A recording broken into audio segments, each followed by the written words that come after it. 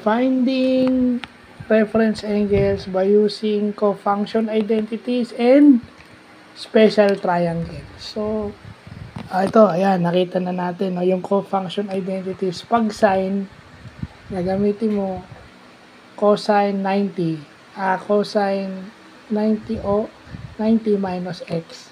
So, yung x mo, yun yung given. So, 110. So, negative cosine 60. So, ang sagot, negative 1/2. O 1/2 ang sagot. So, pag ginamit mo yung special triangles, gagamitin mo yung values niya, ang sagot niya, 1/2 din. So, nakuha na natin pareho. Parang 1/2 yung sagot.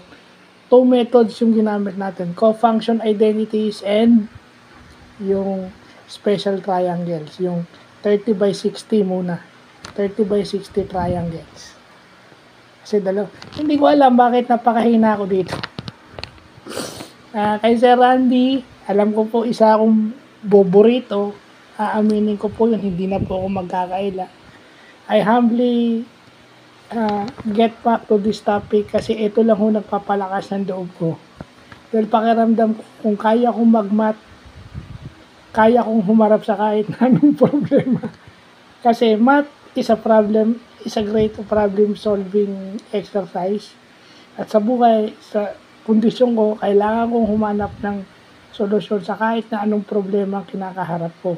Dahil yung kapansan ng daladala ko, yan ang magbibigay sa akin ng problema araw-araw. So, it's good to hear na nalaman ko to, yung co-function identities.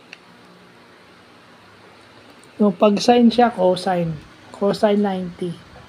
Then, pag cosine siya, sine 90 naman ang gagamitin.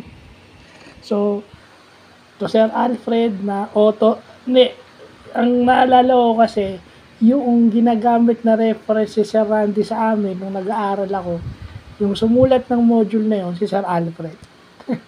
So, sa inyong dalawa po na malaking naitulong sa akin, binabalikan ko po itong topic na to dahil siyempre intribute na rin sa inyo dahil alam ko pong hindi ako ganun kadaling turuan.